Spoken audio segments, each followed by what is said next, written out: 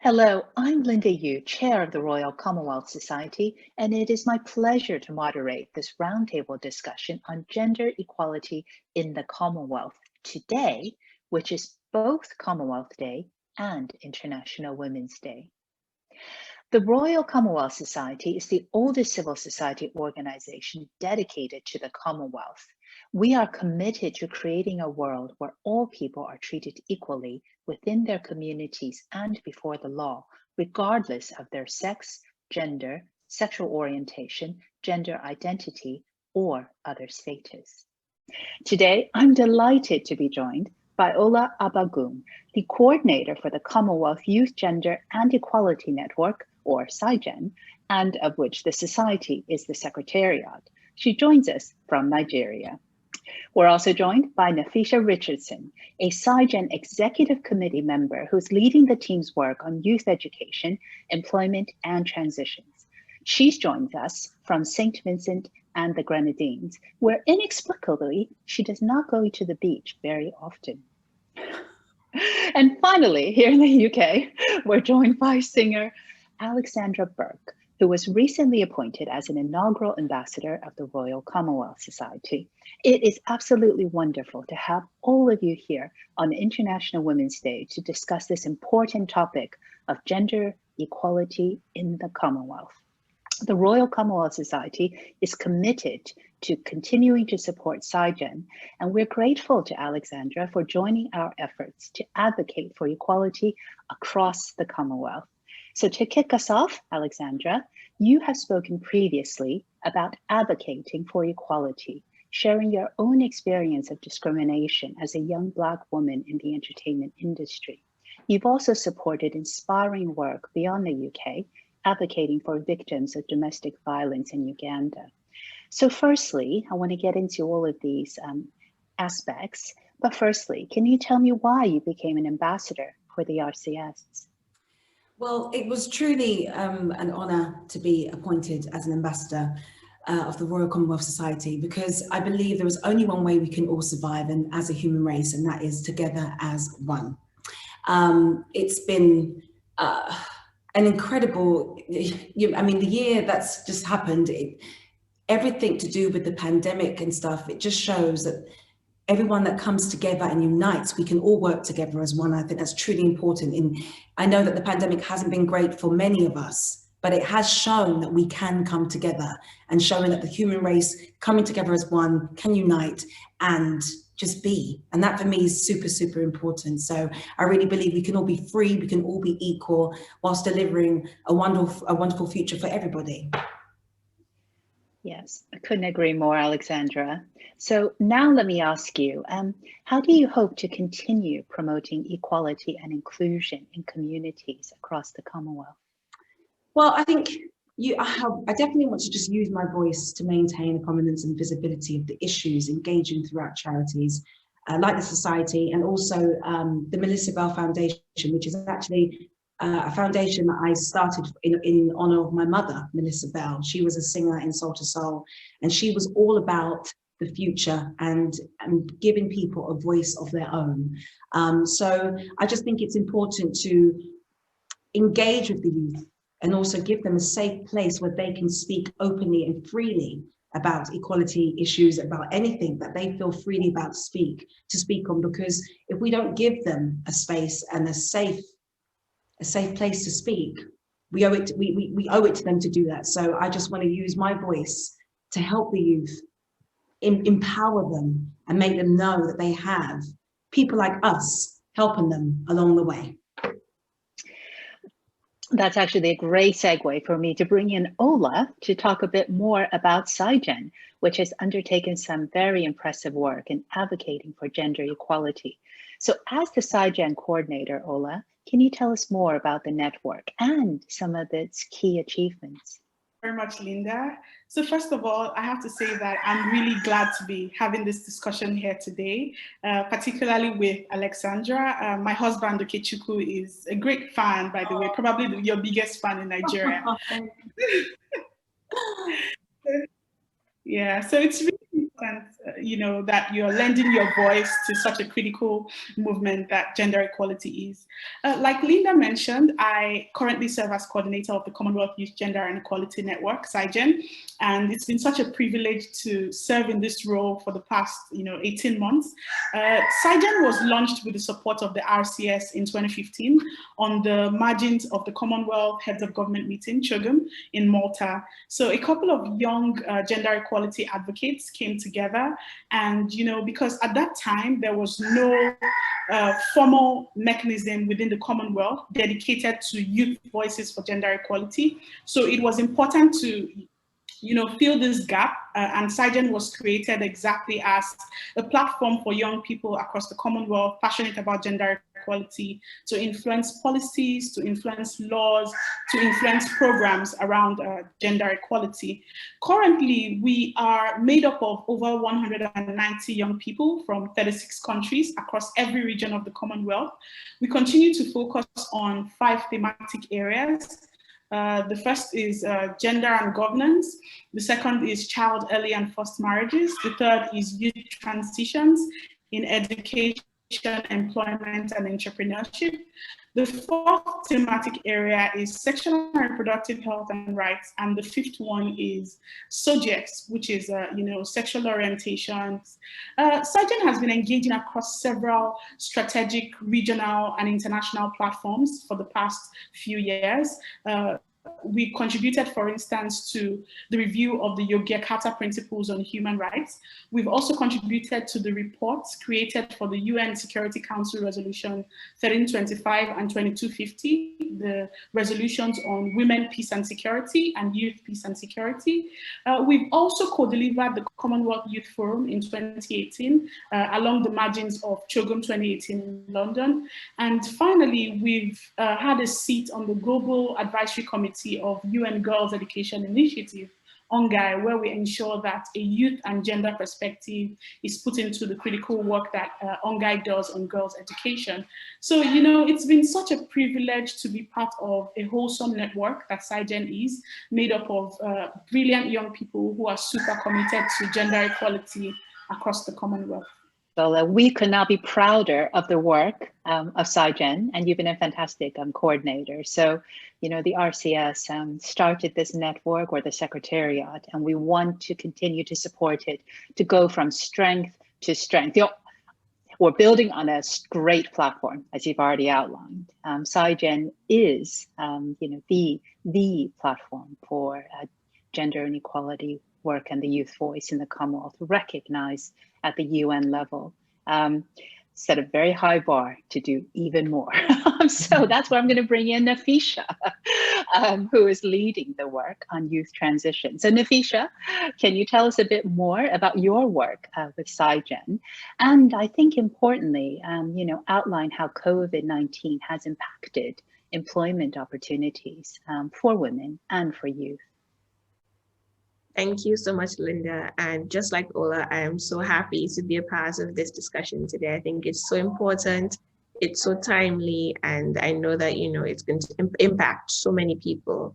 So just to speak a bit about youth transitions, this executive committee focuses on themes such as education, jobs, entrepreneurship, and these are all crucial elements of youth transitions. As part of our activities and trying to diversify during the COVID-19 pandemic, we lead a monthly webinar called Community Conversations, and this brings together activists and experts to discuss global issues. And in a recent episode, we actually discussed the impact of the pandemic on employment opportunities for women and youth. And I think that what was driven home was that COVID-19 has actually exacerbated pre-existing issues of access to decent work. Specifically, as it speaks to women, we've seen an increase in the occurrence of early marriage due to poverty, as impoverished girls in families, they may be inclined to reduce the burden of taking care of their young girls. In many institutions, we've seen that they're opting for online learning, but this has, widened the digital divide, leaving so many more girls out of the classroom than ever before. There has also been a significant increase in instances of gender-based violence specifically in households where women are financially dependent and they no longer have access to resources that they need to become entrepreneurs or access education. For young people, we're seeing that, I experienced this myself, graduating into one of the toughest job markets that we've ever seen. The World Bank has released a study that revealed that the pandemic has caused a rise in unemployment, companies aren't recruiting like they used to, and the global economy, it's set to possibly experience a recession. So this just gives you an idea of what we've been seeing in terms of the pandemic and how it's the negative impact that it has had on women and youth. And it's clear that we have to have a gender equal response to the pandemic to ensure that we don't just build back better, but that we build back equal. Yeah, that should be the new slogan. Oh, Thank you very much. I couldn't agree more. Yeah, Alexandra, you've heard what Nafesha and also what Ola has said about the impact of COVID. It'd be great to get, your thoughts, because obviously this ties into your comments as well about the importance of this work during a pandemic. Yes, first of all, you ladies are both incredible, and the work you're both doing is unbelievable. And it just really hit home for me, really hearing Nafesha, when you just said about what the pandemic and the negative effect that it's had on the people. And I really do believe that coming out of this, the saying that you just said about us all being equal is so important. And I really hope that when people see this, it hits home for them too, which I'm sure it really, really will. So that for me is something that I'm now 100% going to continue to help fight for, because that for me is what is right. Absolutely brilliant to have the support of Alexandra Burke. Anything I can do, I will do it. That's wonderful. I also want to discuss CYGEN's #Reform53 campaign. So we're going to see a clip in a moment, but actually, Nafesha, can you just tell us a little bit more about this campaign and its goals? So Reform53, now dubbed Reform54 because we have 54 members of the Commonwealth, Together for Legal Equality. So it was a 6-month advocacy campaign run by the Commonwealth Youth Gender and Equality Network. And it calls for leaders of the 54 Commonwealth countries to reform laws that discriminate against women and girls and LGBT+ people, which are usually of a colonial legacy. The overall aim of the campaign is to compel Commonwealth countries to reform these laws and to ensure that the society, after the laws have been reformed, is more inclusive and more accepting. So we have 5 specific calls or demands. These include decriminalizing same-sex relationships, reforming consent laws on forced marriage, and removing clauses that defer to customary laws, ensuring provisions in laws for abortion by choice, ending workplace discrimination for women and girls and LGBT+ people, and increased political participation for women and LGBT+ people. And the film that we're going to show you today is actually by one of the campaign leads, Christine, and it's about the need to reform laws on forced marriage and remove clauses that defer to customary law. So I invite you to sit back, relax, take in the video. It's beautifully done. It was shot in Seychelles, and think about what it means to you, what it means to people around the world, and do what you can, as little as you can from where you are, to speak up and make the change that needs to be done. We are the leaders of today, the movement for change.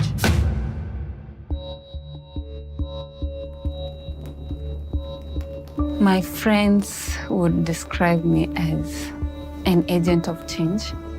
I'm Christine from Kenya. Child marriage is a big issue, and sometimes you find that even a girl of age 12 getting married, these girls have not even completed primary school.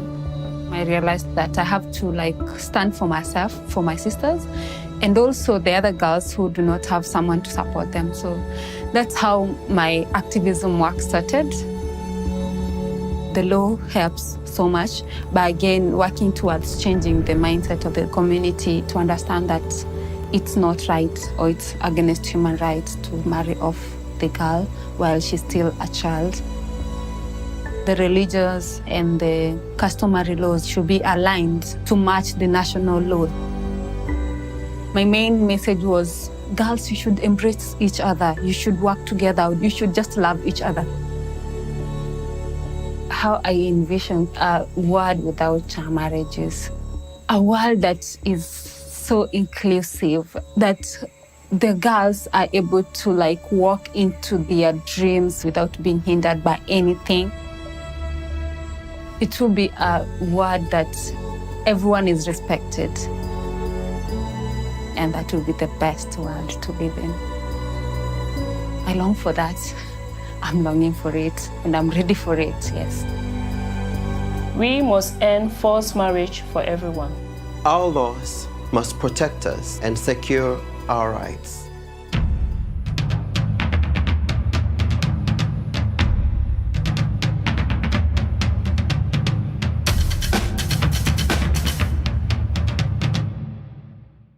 What a powerful video and such an impressive campaign. It referred to the now postponed meeting from 2020 of the next heads of government of the Commonwealth, CYGEN, which was due to be held in Kigali in last June, but it will now be this June. And I'm sure we will see this campaign carry through and bring its message to Rwanda as the next chair in office of the Commonwealth. It's again, such important work, and I think it's certainly important to think about, how CYGEN brings young people together to take action. So, Alexandra, you've spoken about your hopes of supporting more inclusive communities. Just do say a bit more about how you hope young people will be involved in achieving this. Well, I think it boils down to young people realizing that sitting on the sidelines isn't an option anymore. Young people are the future, and they have to realize that, and they have to get involved, to support. I think it's always, young people really sometimes feel like these subjects, they feel afraid to speak about. They feel afraid to take action. So we have to encourage them to be powerful enough to step into that, because it's the only way that we can all make a change. So they have to realize it within themselves first, that they are the change, and they really have to step into that power. Ola, this is a great point to bring you in as the coordinator of CYGEN, which is focused on bringing that young person's voice. So it'd be great to hear about your insights in terms of achieving gender equality. Just tell us about the role that you see young people playing alongside governments and charities and organizations like the Royal Commonwealth Society. An advocate for as long as I can remember. I came into advocacy at about 13 years old, and then I went on to found my own organization, my non-profit organization dedicated to girls' rights advocacy, Girl Pride Circle Initiative in Nigeria, when I was about 20. So firsthand, my firsthand experience has shown me, how powerful the perspectives of young people are, in achieving any form of social change, be it gender equality or anything at all, any kind of powerful change at all. It's critical that we begin to look at young people as that, renewed energy and mobilizing strength of the gender equality movement today. Because even across the Commonwealth and across the world, indeed, we have the largest youth population we have ever seen. So we are actually the voice for gender equality because, we have that mobilizing power and that strength. Also, this brings me to the point of, accountability. Young people across the Commonwealth, across the world, we are interrogating power systems, we are questioning norms that have existed for, centuries. We're critiquing government policies and laws, just like we're doing at CYGEN with Reform53. So, this is definitely a role that we're playing, because there has to be someone, there pushing for accountability from governments, from institutions. And I think that it's high time that the government and all forms of institutions begin to embrace this role, as a way to put the vision front and center, rather than pitting young people against government or certain institutions. And then finally, I would say that, it's important that we see the role of young people in achieving gender equality on the ground, because young people are, setting up a lot of initiatives, mobilizing communities. We've taken gender equality to the grassroots as much as we've taken it to the streets of Twitter. So it's really important that we, recognize that role of young people. And then finally, young people also can be in government. Be in institutions, exercising power directly, making critical decisions, that seeing young people as being on the sidelines or being only fit for consultations. We have shown, that we are experts and we can actually exercise decision-making authority. So young people's role, very, very critical in achieving gender equality. We can't do without it. Governments can't do without it. Institutions like the RCS can't do without it. And that's why I'm really glad to see the RCS, trusting us to lead at CYGEN and, continuing to resource some of our efforts on the ground. Yeah, we're delighted to be doing it. And you just highlighted another unique feature, I think, of the Commonwealth, which is it represents about 1/3 of the world's population, but 60% of its population across the Commonwealth are young people. This is one of the unique features, I think, of the Commonwealth. And actually, it really does stress the importance of young people, as you say, not just in a consultative role, but actually in office, in public office, in leadership roles. So I see you there nodding, Nafesha. I want to bring you in to get your perspectives and insights into the importance of young people leading these efforts in the Commonwealth as well. Thank you. I think Ola really said it all. I don't know what more I can say, but one thing that we noticed at the beginning when we were planning the Reform53 campaign was how important it was, even though as activists, we're confident in the work that we're doing, how important it is to identify your allies and target them. And we've always looked to the support of governments because, they are at the seat of the table. They are the ones who are in charge of actually making this change, this legal reform. But I think we've struck gold is through the support of organizations like the Royal Commonwealth Society. And you guys take it upon yourselves to actively support CYGEN. It's not just, something that you see online. It's a constant relationship that we have with the Royal Commonwealth Society, which is so, so important to the work that we're doing. We also have support from organizations like UNGAI, who, specifically in my working group, work along with us in lots of the work that we're doing. So it's so important that apart from us, leading the change, that we have these developed organizations with networks and with resources to ensure that they're backing up the work that we're doing. And, just ensuring that apart from the grassroots level conversations, we're actually creating the change that we want to see. We actually had the opportunity to, meet with high commissioners and ministers and actually, like I said, create the change and stop just talking about it. So the importance that we've seen in putting young people at the seat of the table, it's only possible through the support of these existing organizations, networks, and governments. Thank you very much, Nafesha. This is absolutely why your work is so central, to the RCS and indeed to the entire Commonwealth and beyond. So this has already been just such a great discussion. I'm now going to actually ask each of you for a message that you would convey to the Commonwealth's 1.6 billion young people, because as we've been discussing, there have been great strides which have been made towards gender equality, but it's quite clear there's a lot more that needs to be done. So you'll each have a minute to give your message to the young people who we know are passionate about, becoming this change, not just talking about it, yes. to repeat what Nafesha has just said. So, Alexandra, what is your message to the Commonwealth's young people?